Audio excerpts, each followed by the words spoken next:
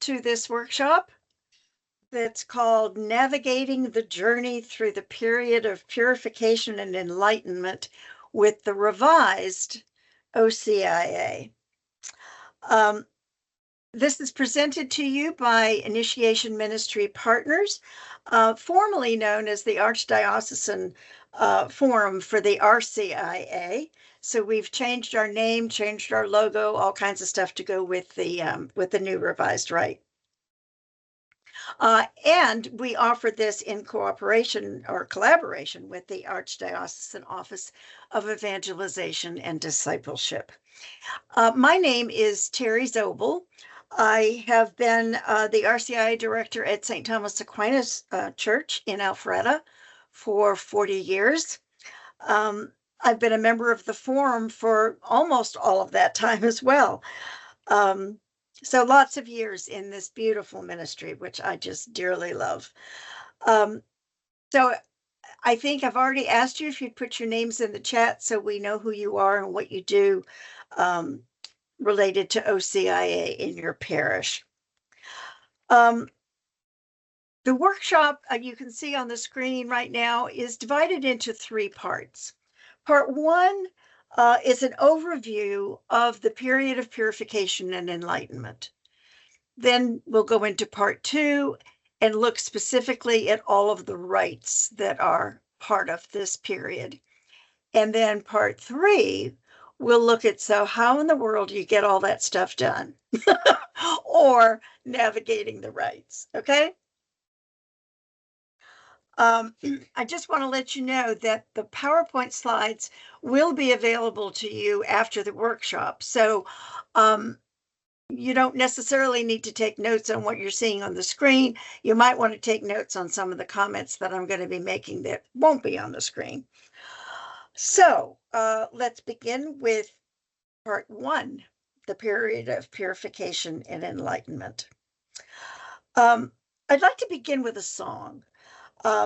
It's by Bob Hurd, and it's called Led by the Spirit. And as you listen to it, note all of the references to the gospel readings during Lent.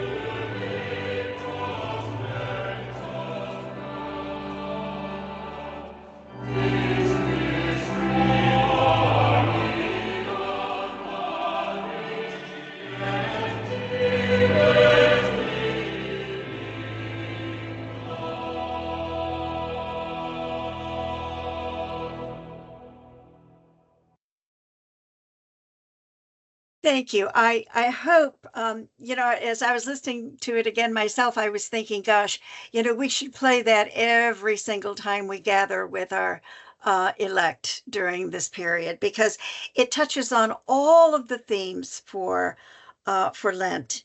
It touches on Jesus's 40 days in the desert. It touches on the temptation in the desert itself. Benny, we've got some ads up here. There we go. It speaks about the woman at the well, and about fasting and praying and how the Spirit leads us into this period. Um, in one of the Gospels, I think it's Mark, it kind of says that the Spirit drives Jesus into the desert. But Luke is a little more gentle, and he says that God leads us there into this place of being alone with God as individuals and yet deeply immersed in community. So this song is to me just a perfect setup for what we're going to be talking about today. I hope you enjoyed it. All right, next slide, Adolfo, what the right has to say about this period. As you know, the RCIA, forgive me, I will be saying that forever. And what I need to be learning to say is OCIA. The OCIA has four distinct periods: the period of evangelization and pre-catechumenate, the period of the catechumenate, the period of purification and enlightenment, and the period of mystagogy. At the end of each of these periods, the church celebrates the movement of the person from one period to another with what the rite calls steps. And these steps are celebrated ritually because they do two things. They sum up where the person has been, and they lead him or her to the next stage of growth and development. I often think about when my son was turning 4. Um, 4-year-old to me is just the most magical age in the whole world. And I can remember the morning of his birthday going in and shaking him on the shoulder and saying, "Good morning, David. Do you know what today is? Today's your birthday, and you're 4 years old." And he opened his eyes and he said, "Not until I have my cake." Think about that, right? Uh, Birthdays are filled with rituals, right? You have a cake. The cake has candles. You make a wish. You sing the song. You blow out the candles. You eat the cake. You have presents. I mean, it is ritual rich large. And even a 4-year-old understands that until you do those things, you're not 4. And the rite of, or the order of Christian initiation of adults is saying the same thing. Um, we need to know when we are ready to move from one stage to another. And when we are ready, we need to celebrate that. Now, the period of the pre-catechumenate and the period of the catechumenate have no fixed beginnings or end. They take as long as it takes. However, the period that we're talking about today, this period of purification and enlightenment, normally coincides with Lent and begins ritually with the rite of election. Next slide.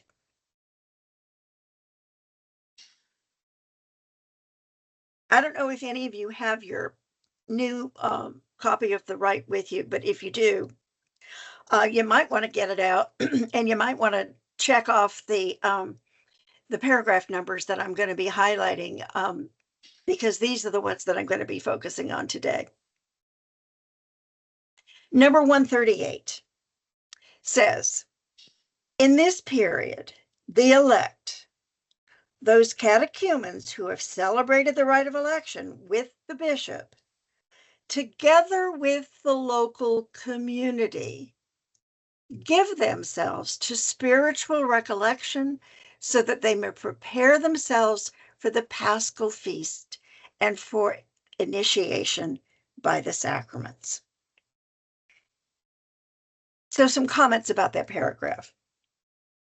This period has a different focus from the focus for Lent that many of us grew up with. It's a time of preparation for baptism for those who have not yet been baptized. And it's a preparation for those of us who have already been baptized. And by that, I mean not just the candidates, but the entire community, including yourself and your whole team, to prepare to renew your baptismal covenant at Easter. One of my favorite theologians, Father Michael Himes from Boston College, who just died recently, a couple of years ago, I think. He used to say, we ought to be more baptized at 40 than we were at 20. Or we should be more baptized at 60 than we were at 50. Lent calls the entire community to reflect on what it means to be a follower of Christ, learning to be more patient, to be more loving, more forgiving, more compassionate. And that more takes a lifetime, a lifetime. In the early church, the people of the community prayed and fasted and gave alms, those 3 Lenten disciplines, along with the elect in solidarity with them, saying to the elect, in effect, we're growing in faith and in mission too, just like you are.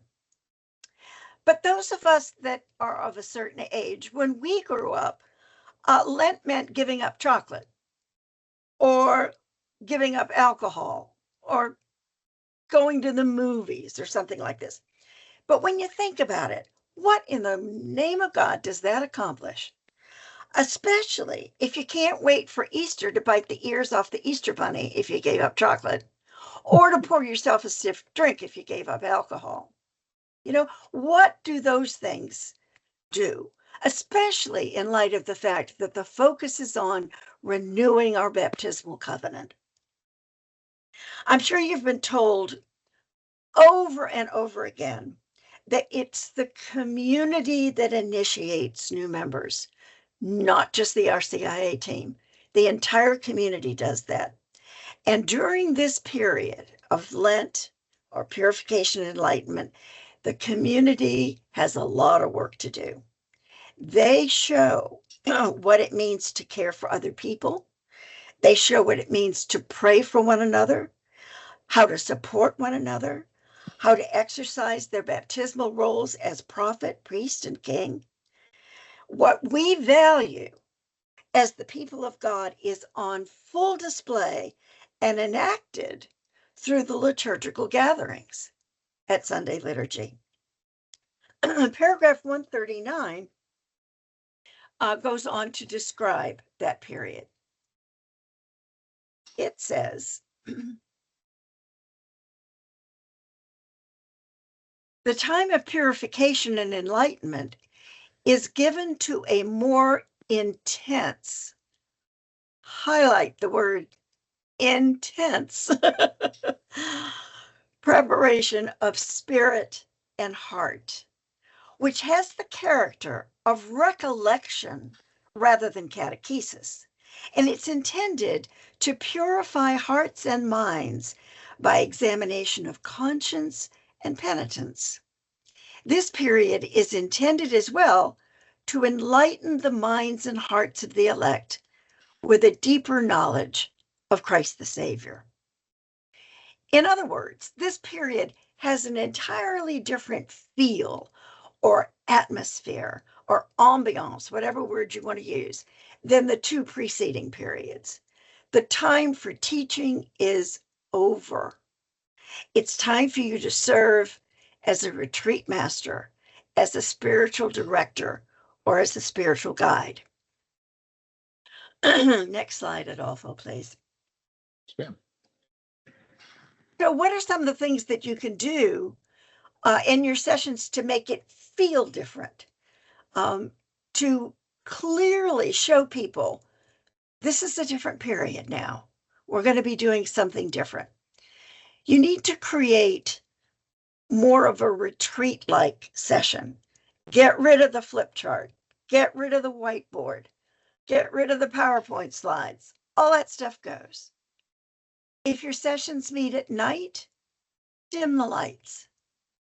Decorate your prayer table with the symbols of the theme of the Sunday readings.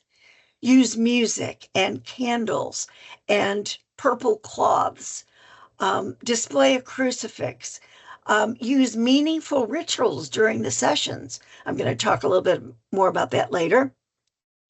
And give lots of time in those sessions for reflection and sharing of the elect with their godparents. Those are just some of the ideas. Next slide. The rites of purification. What are these rites? And there are a ton of them. Next slide. I want to go back to paragraph 138 for just a second. It says, to this end, the scrutinies, the rites of handing on, and the rites of immediate preparation are provided for them. I'm really surprised that the new rite stops there, because there's so much more that's provided for them beyond the scrutinies and the handing on of the Creed and the Lord's Prayer. So next slide, Adolfo.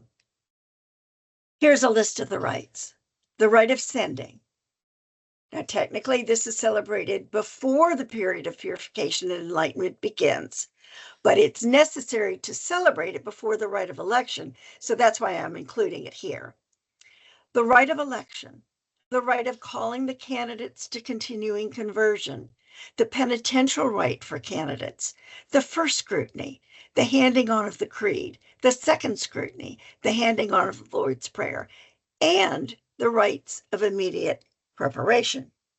So remember when I said, highlight the word intense? This is intense. That's a big list. The rite of sending. This is found at numbers 106 and 110 on page 77 of the Revised Rite. And it says that when election takes place with the bishop, this rite may be celebrated in the parishes. The preliminary judgment for election regarding the catechumen's state of formation and progress is made in the parish. This rite offers the local community the opportunity to express its approval of the catechumens and to send them forth to the celebration of election, assured of the parish's care and support.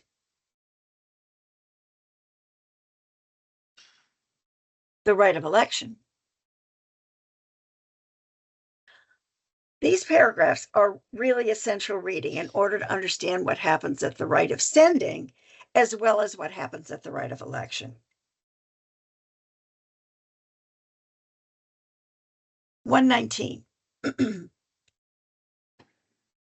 It's called election because the admission made by the church is founded on election by God, in whose name the church acts. You all know, I'm sure, that the term election has nothing to do with voting on these people, whether they should be welcomed into the church or not. But it has to do with their being called by God, and we can see that in them. A couple of weeks ago, when Father Paul Turner was here, he said he likes to think of the rite of election as the rite of becoming God's chosen people. I just love that phrase. And I think that's what we're called to be doing in our parishes, is to be able to recognize within these catechumens that God has been at work in them, and that we can state that with concrete examples. Okay, so 120 says, oops, back one more, I wasn't quite finished. Before election, is celebrated, the catechumens are questioned regarding their conversion of mind and morals, a sufficient knowledge of Christian doctrine, and their sense of faith and charity. Deliberation is especially required regarding their suitability. In other words, we're looking for a conversion of their minds and hearts, then their morals, that they know enough. Not that they've completed a master's degree in theology, but that they know enough about who Jesus is and what Jesus did and taught and did for us. Okay? And what knowing Jesus calls us to be and to do. And a sense of faith, that they're praying, that they're opening their world to serve others. Those are the things that we're looking for in them. And the rite is very specific. It asks specific questions. Have they done this? Have they done that? Can you see it in them? Okay, next slide. As regards the church, this is number 121, the election is, as it were, the center of her attentive care for these catechumens. The bishops, priests, deacons, catechists, godparents, and the entire local community, according to each one's own order and manner, should render a judgment on the instruction and progress of the catechumens, having considered the matter with the greatest care. You notice they use the word care twice in that paragraph. Then they embrace the elect with prayer so that the whole church takes them with her to meet Christ. 122. In order to arrive at a wise decision about the suitability of the candidates, a discussion must be held before the liturgical celebration by those in charge of the instruction of the catechumens. Next slide. Then godparents enroll the catechumen's name with them, and the rite of election should normally take place on the first Sunday of Lent. Now,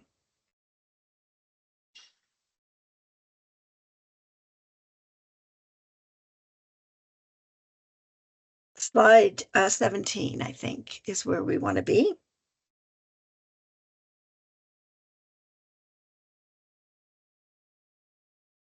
Some comments about this.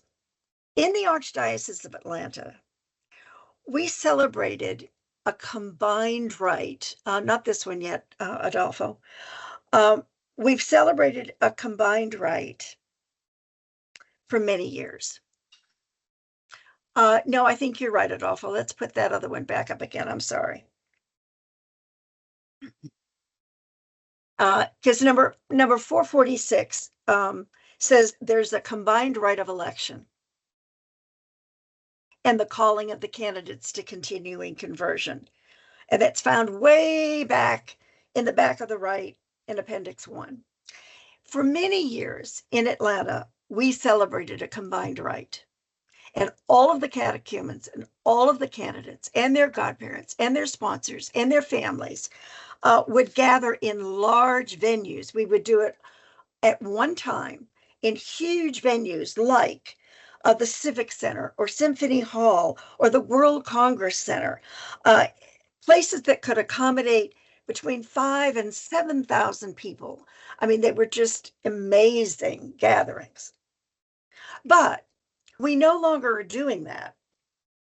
We're only celebrating with the bishop the rite of election, not the candidates calling to continuing conversion.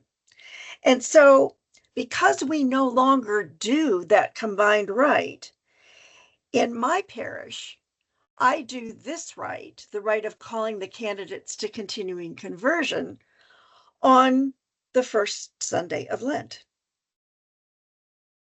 Because I feel like it's important for the local community to acknowledge their presence of these previously baptized candidates, and along with them, hear their own call to continuing conversion at the beginning of Lent.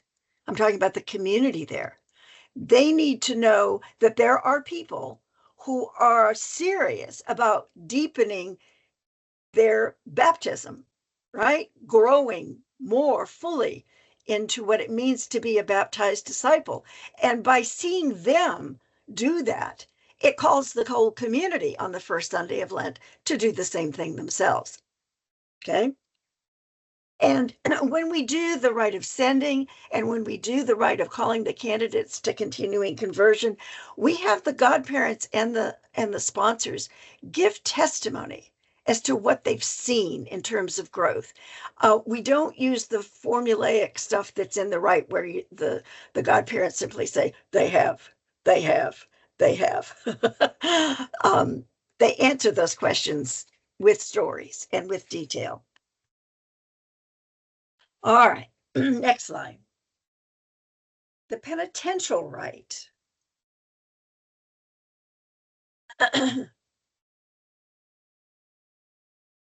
Next slide, Adolfo, number 18. There we go. The penitential rite is very much like a scrutiny, but it's for adults preparing for confirmation in the Eucharist who were baptized as infants and did not receive catechesis. So they're uncatechized but baptized adults. The penitential rite really does look a lot like a scrutiny. What's missing is a prayer of exorcism. And we only do exorcism prayers for the unbaptized. So you're going to find this in the back of the book at numbers 459 and 461. 459 says, it's held within a celebration of the word as a kind of scrutiny, similar to the scrutiny for the catechumens. 461 says, along with the candidates, their sponsors, and the larger liturgical assembly. Notice the larger liturgical assembly participate in the celebration of the penitential rite. Therefore, the rite is to be adapted in such a way that it benefits all the participants, not just those candidates for confirmation in Eucharist, but the whole community as well. The penitential rite may also help to prepare the candidates to celebrate the sacrament of penance. So, next slide, 462, simply gives you some ideas of when it might be celebrated. It suggests the second Sunday of Lent or a weekday during Lent. So in my parish, every year we have a bilingual parish penance service during Lent. And on our penance service, it's structured like a liturgy of the word. There's a reading, a psalm, a gospel reading, a brief homily, all before the people go to individual confession, an examination of conscience. So I was at a workshop one time on the OCIA, and I asked the presenter, what about if we did the penitential rite at a parish penance service? And he said, good idea. And that's what we've been doing it for years. Because for one thing, it gives you a community. It fits perfectly. It is in the context of a liturgy of the word, which the rite asks you to do. And we found it to be very effective, both for these candidates as well as for the community as well. Sponsors are part of the rite. They lay hands on the candidates during the prayers. And one other thing that I do for this, because if you've got candidates that were baptized but uncatechized, they're terrified to celebrate the sacrament of reconciliation. It scares the bejeebers out of them. It really does. And if they come to us from a Protestant church, their first objection is, why can't I just tell God I'm sorry? Well, of course you can, right? But in the Catholic Church, we believe that forgiveness is much more effective if it has skin on it, and somebody actually touches your head and says, I absolve you. You just kind of know it at a deeper level than in your own personal prayer. So, in order to help them get over their fears, I ask the second graders who have already celebrated the sacrament of reconciliation in our parish prior to receiving First Communion to write them notes. And let me tell you, they are hysterical. And they each one of the candidates gets a fistful, like maybe 5, 6, 7, 8 letters from these second graders with drawings, and they draw a picture of the priest and they draw a picture of themselves sitting in the chair and the whole thing. And the comments that they make are hysterical. Like one of them, there's usually one kid that will say, I did it and I'm only 7. Some of the others give detailed instructions on how to do it, but it's such a wonderful icebreaker and relief for them when they arrive at the penance service to celebrate the sacrament for the first time. So just a hint, if that appeals to you, it's kind of a nice thing to do. Next slide.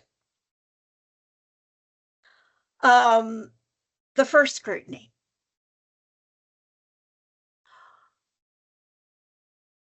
The instructions for all 3 scrutinies are found at paragraphs 141 through 146 on pages 103 to 104.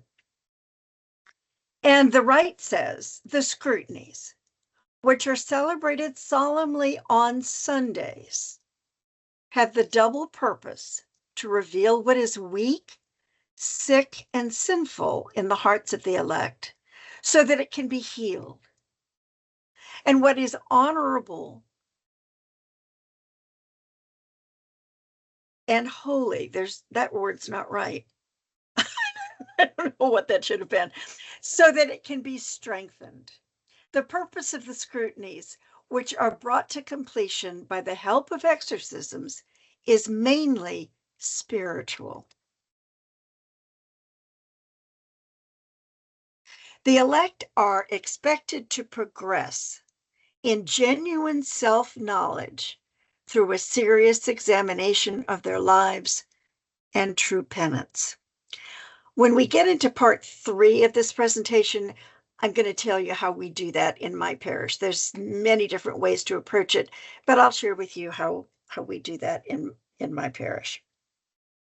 Next slide. The cycle A readings must be used if you have elect on the 3rd, 4th, and 5th Sundays of Lent, no matter which cycle you're in. So this year we're in cycle C, Luke's Gospel. So that means the first Sunday of Lent you'll be reading from cycle C. The second Sunday of Lent you'll be reading from cycle C. But then when you get to the 3rd, 4th, and 5th Sundays at the masses where you have the elect, you must read from cycle A. And the reason for that is because all 3 of those cycle A Gospels for those Sundays have baptismal themes. The first scrutiny is based on the story of the woman at the well, and it focuses on Christ the Redeemer, who is living water, right? Baptismal symbol.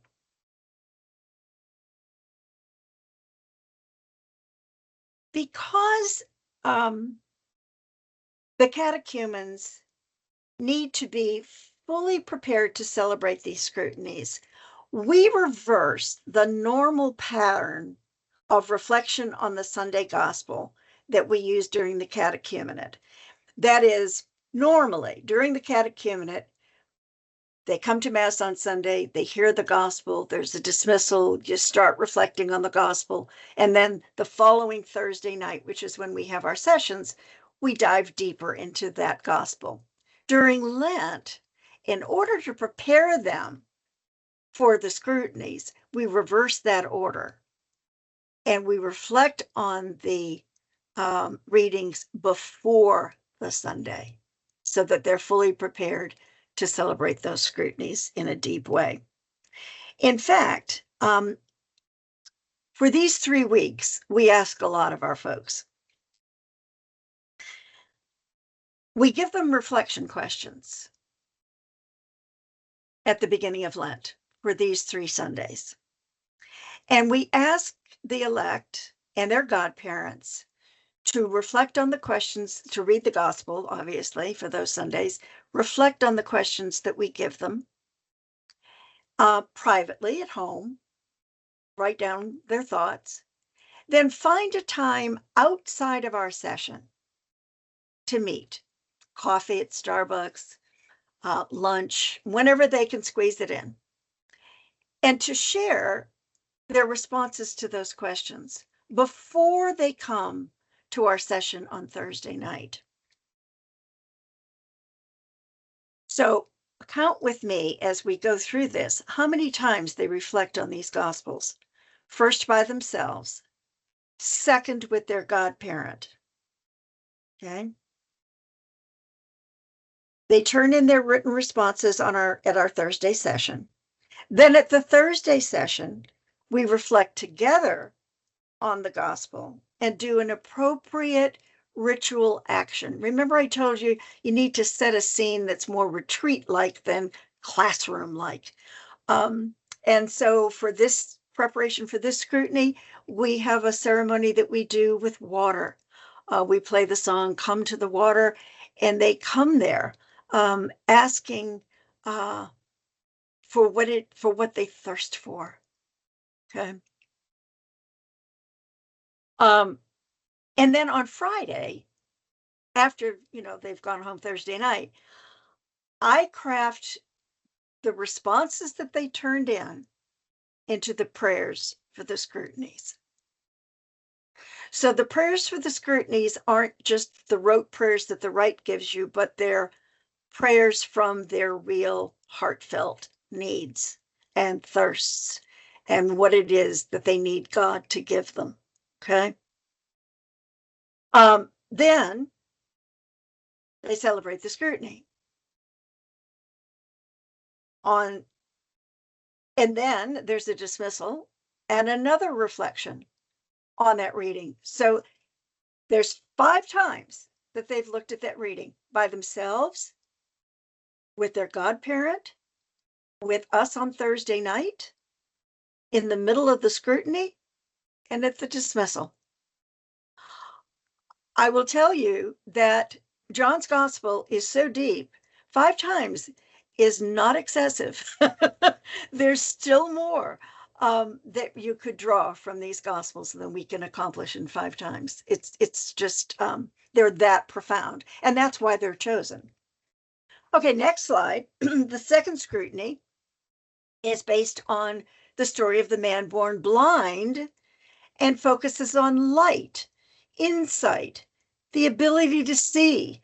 So on that Thursday night, we do, as part of our reflection, a ritual where we have a bowl with sand in it and tapers, and they come up and they light their candle, and they turn and face the group and say, "Now I can see," something that they couldn't see before.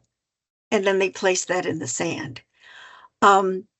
With a dimmed light, and all you have are the tapers in the room of these people who have come to new sight.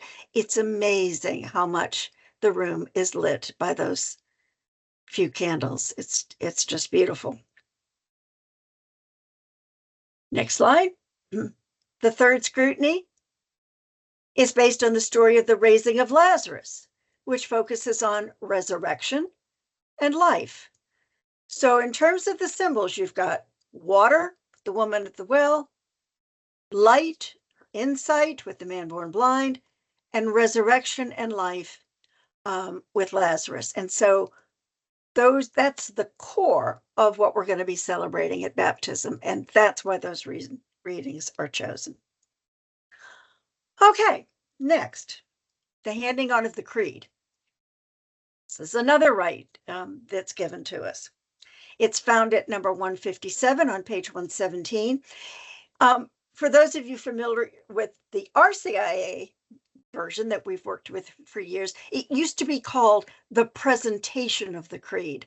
The people who revised it feel that the handing on of the creed is a much more appropriate way of saying it, because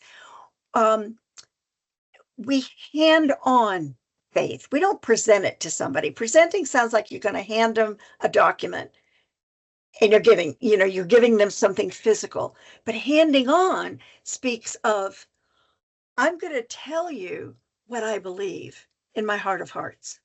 I'm going to share that with you.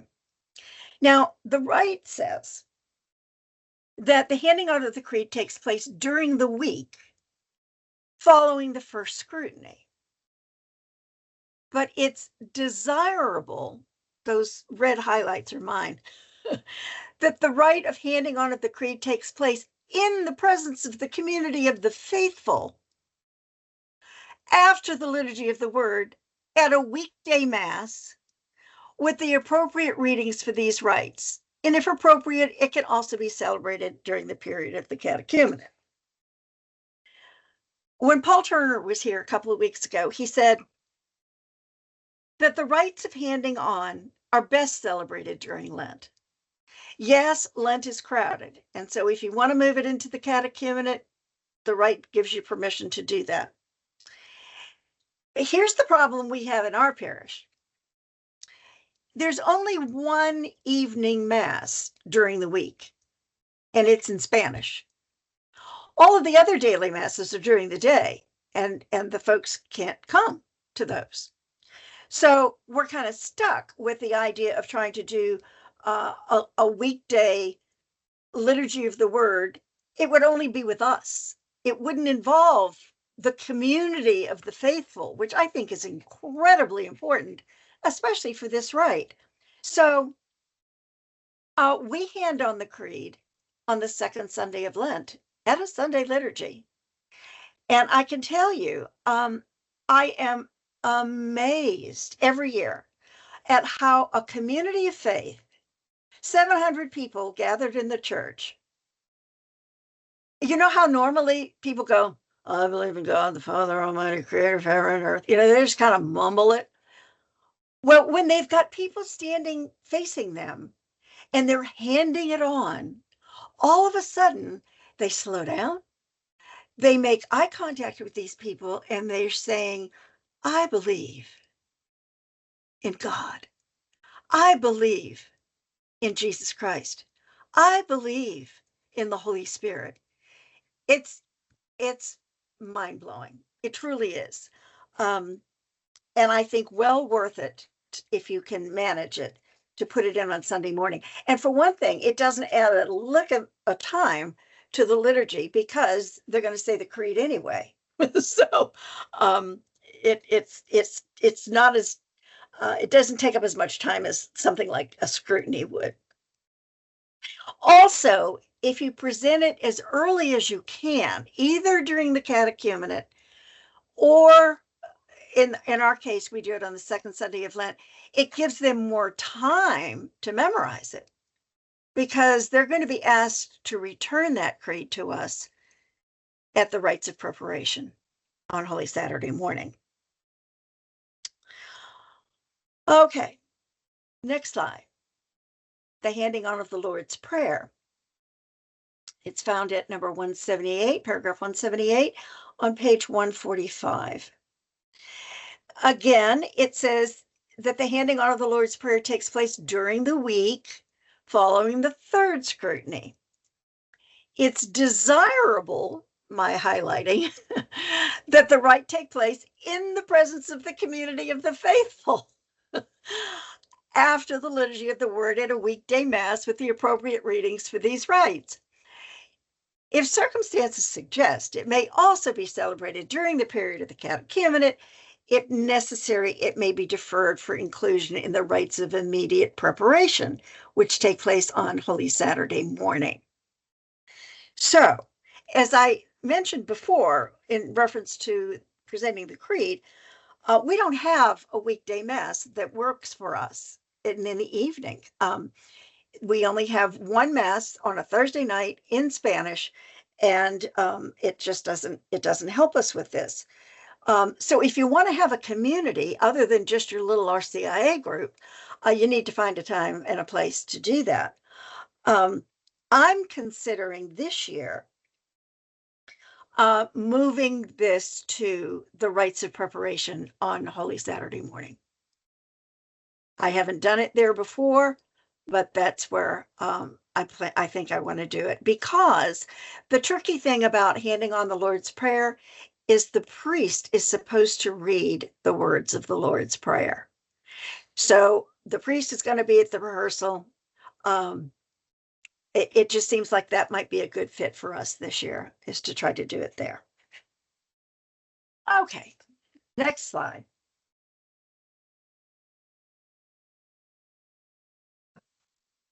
The rites of immediate preparation. These are found at 185 to 186 on page 149. And they give you a model for what that would look like. A song, a greeting, a reading of the word, homily, celebration of the rites that you choose to do that day, the recitation of the creed by the elect. In other words, that's when they return it to you verbally. The Ephatha rite, which is the touching of the ears and the mouth. Beautiful, beautiful prayer. The handing on of the Lord's Prayer, if you haven't done it already, and concluding rites. In my parish, the rites of immediate preparation are held on Saturday morning after a rehearsal for the Easter Vigil that night. So we have a rehearsal first, and the priests and the deacons and everybody involved are part of that rehearsal too. And it's mainly to show people where they're going to be sitting, that kind of thing. It's not, we're not stealing the thunder of the rite itself, just enough so that when they arrive that night, they know where they're supposed to go, what they're supposed to do. And then we follow that rehearsal with these rites of immediate preparation, which is a wonderful, prayerful way to end a rehearsal, and it encourages them to continue that Paschal fast that they're called to on Holy Saturday. So it's a nice way to end that rehearsal and kind of set the whole day in the proper context. Okay, next slide. How in the world do you do this? How do you navigate all of these rites and make it work? I'm just going to give you a sample timeline from my parish. And, you obviously have to adapt it for your own circumstances, but this is what it looks like in our place. This year, Sunday, March 2nd, the rite of sending. We normally do our OCIA rituals at the 10 o'clock mass, because that's the largest community. We've got a choir. It's like the big mass of the day. And so that's when we do all of those rites. So that would be celebrated that day. The godparents give testimony. The elect write their names in the book of the elect. Then on Wednesday, Ash Wednesday, which by the way is when this new rite is mandated to begin. You have to start using this new revised rite Ash Wednesday. So on Ash Wednesday, we gather as an RCIA group, and then we don't gather on Thursday. That's our meeting time for the week. We gather in our meeting space. We begin with a liturgy of the word using the readings for the day. We distribute ashes that have been previously blessed, and we focus that night on the meaning of the purpose of the period of purification and enlightenment, the disciplines of prayer and fasting and almsgiving. We talk about what those mean, and we invite them to write down, how am I going to pray during this Lent? What's God asking of me in prayer? What is God asking me to fast from? And obviously, I'm not encouraging chocolate. I'm encouraging things like gossip, some kind of bad behavior that has become habitual for people. And almsgiving. How am I going to give myself away this Lent? Not necessarily alms in the sense of charity, you, giving money or whatever, but giving yourself to others. Who is God placing in front of me that needs me and needs my love and care during this Lent? So that night sets up the whole season for them. Then on March 8th, Saturday, the rite of election.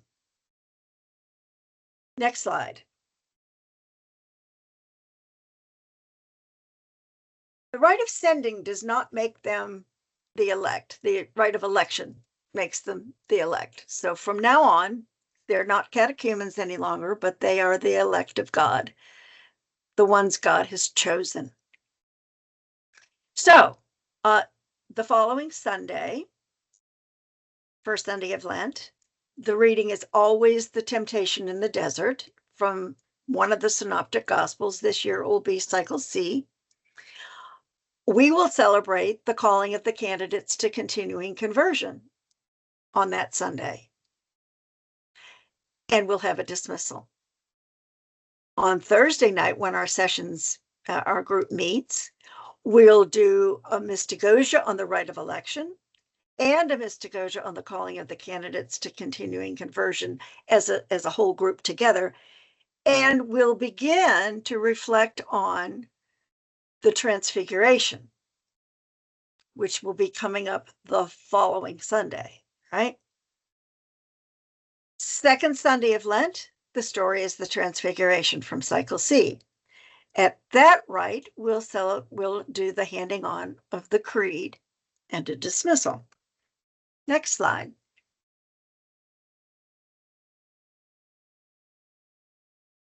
Adolfo? Next slide. I removed it. Oh. Okay. Yeah, you did. Thank you. On March 20th, our regular Thursday night session, before the session, we'll have a rehearsal with the godparents for the scrutinies and a rehearsal for the penitential rite because they look similar. So you can do both of those kind of at the same time. And then that evening, we'll do a reflection on the woman at the well with a water ritual. We'll collect the reflections that they've done privately and with their godparent. We'll collect those that night. And then on the next day, Friday, I'll be writing prayers. Okay. Sunday, the 23rd, the third Sunday of Lent, the woman at the well, first scrutiny for the elect and dismissal. I'm sure you know that all three scrutinies are required to be celebrated unless you have permission from the bishop to delete any. So your people need to know that those scrutinies aren't optional. They need to be celebrated. On Thursday night, the 27th, we'll reflect on the man born blind, and we'll do a ritual with light that I described a little bit earlier, where they talk about what they can now see that they couldn't see before.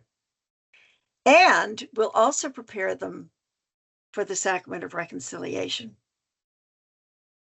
Next slide.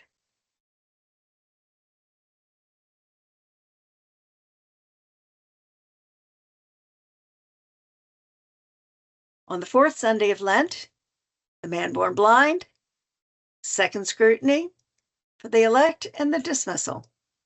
Thursday, April 1, that's when our parish penance service is. And we will do the penitential rite for the candidates at that penance service. On Thursday, April 3, reflection on the raising of Lazarus with a ritual of being bound. Our catechists that do that session cut long strips of, actually like sheeting.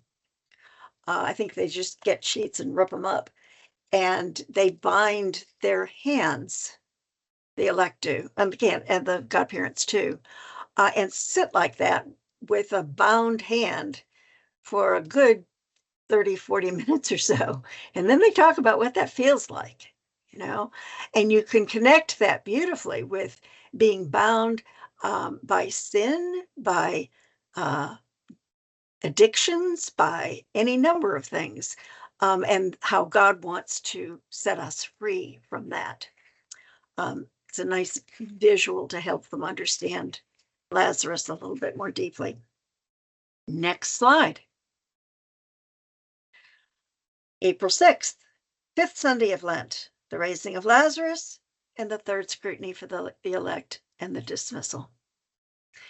Then on Saturday, the 12th, the Saturday before Palm Sunday, we spend an entire day in retreat on the Paschal Mystery, showing them that the Paschal Mystery is not just something Jesus did, but it's the rhythm, it's the pattern of what it means to live your life as a Christian, dying and rising again and again and again.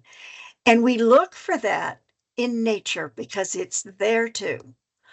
They go out in the woods at our parish and they bring back things that looked dead, felt dead, but have new life coming out of them.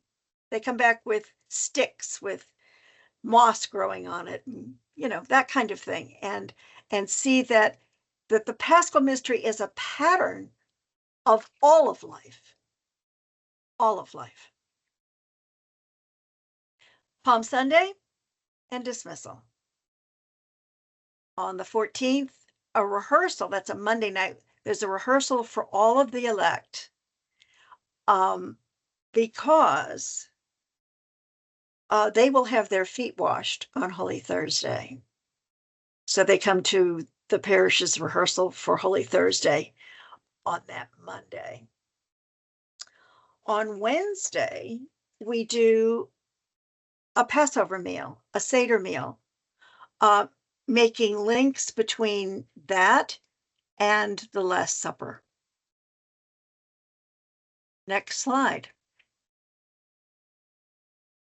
On Thursday, the 17th, the Triduum begins. With the Mass of the Lord's Supper, the elect will have their feet washed, we'll have a dismissal, and we'll come to our normal gathering room, and the elect will wash the feet of the candidates and the team. And they will we'll all reflect on the meaning of that action. Why is it that John's Gospel doesn't give us the words of institution, but instead says, wash feet? What does that mean? How does John understand what the Eucharist is about? Then on Friday, the Triduum continues with the celebration of the Lord's Passion, veneration of the cross, and so on that you would normally do. A dismissal that night as well. And we have a very quiet reflection on the meaning of the cross.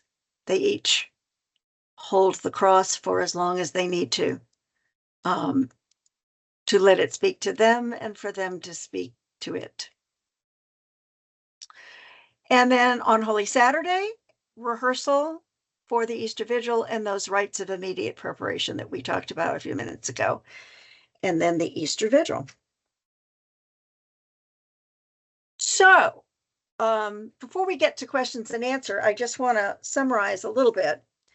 While there are other ways to be faithful to what this period of purification and enlightenment calls us to, other than those I outlined in the schedule that we have. Um, I hope I've been able to show you the richness and the depth and the intensity. Do you remember I told you to highlight that word? The intensity that this period asks of us as we prepare to celebrate the sacraments of initiation. The period has little to do with giving up chocolate and everything to do with the fullness of what it means to become a follower of Jesus, to embrace the Paschal mystery as a way of life, of dying and rising again and again and again as we grow more deeply into what it means to be a disciple. If each period of the OCIA is celebrated to its fullest extent, if you really do what the rite asks you to do in the inquiry period, in the catechumenate period, in the period of purification and enlightenment, there is no problem with mystagogia. No problem. They return eager to celebrate how God has touched them, eager to grow in relationship with God and with each other in community, and to discern how they might use their gifts in service to the mission of Christ in a hurting world. We never have a problem with mystagogia. There's no limit to the power of that period if the preceding periods have led them to that place. So now we can do questions and comments. You can unmute yourself and ask any questions that you'd like.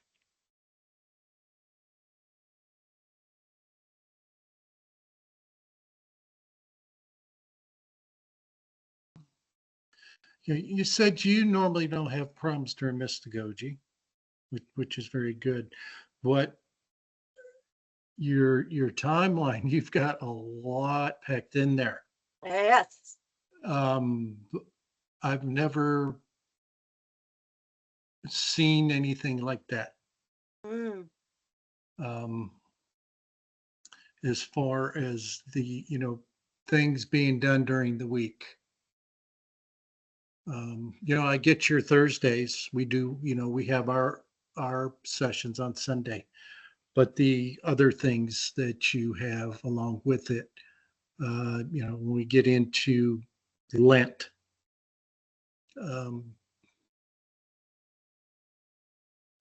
and especially with adults,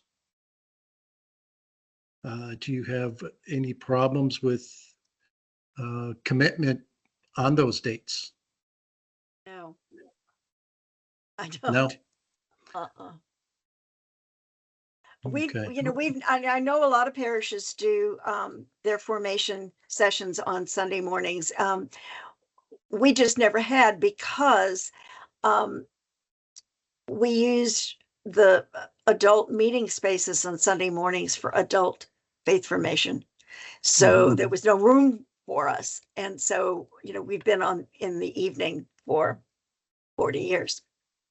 So we only do dismissal on Sunday morning and then the sessions in the evening. So they're used to that. I mean, they start in the very beginning with coming in the evening. And so I don't think, what I'm asking you to do is to add evenings as much as it is to be sure that when you do gather on Sunday morning, that it looks different, that it feels different, that it's a totally different kind of period.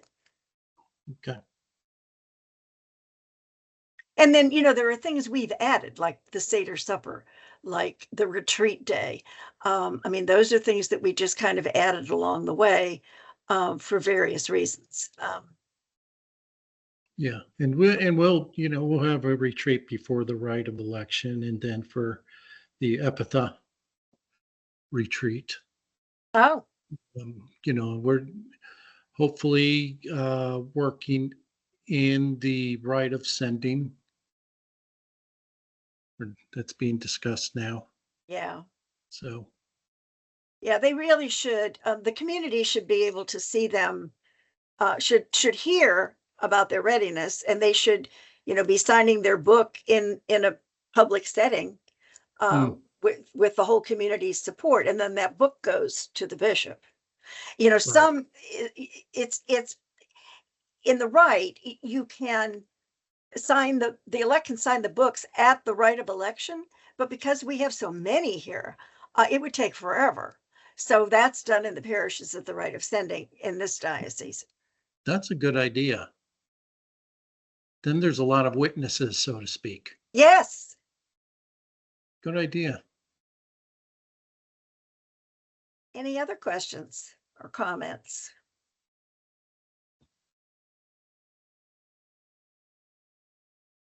Terry, I just want to say that this has been a wonderful presentation, step by step, explaining things to people. And it also highlighted so well the changes from RCIA to OCIA, names, why, how, and the timeline that you follow is extremely helpful, I think. When I was first being formed in this ministry, by the North American Forum, one of the words that they kept using was adapt, adapt, adapt.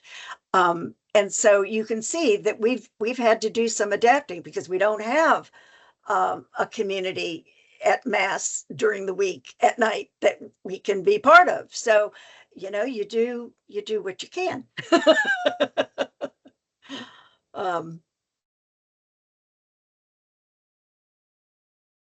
But thank you, Michelle. I'm not. I'm sorry, go ahead, Terry. I was just going to say, I wasn't giving that schedule to say this is how to do it. I was saying this is what it could look like. This is a great example in my church. It's a great example to give a jumping off point for what we call, the best practices, which is what Charles had just put in the chat, that our OED website has links to all our past presentations, the Initiation Ministry Partners past presentations, and other resources as well. Any other questions or comments? For a closing prayer, I'm sure you all know that the story of the disciples on the road to Emmaus is kind of the blueprint for the RCIA.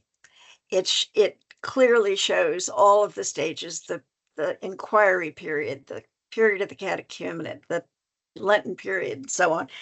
And it also then talks about mystagogia as well, not using any of those words, but the whole flow of the RCIA or the OCIA process is in that story. And I just wanted to read the last part of it to you, and then close with a brief prayer. So there's a slide for that, Adolfo. I believe it's the last slide. I'm sorry. Give me 1 second. Adolfo, can you change? There you go. Thank you. You're welcome.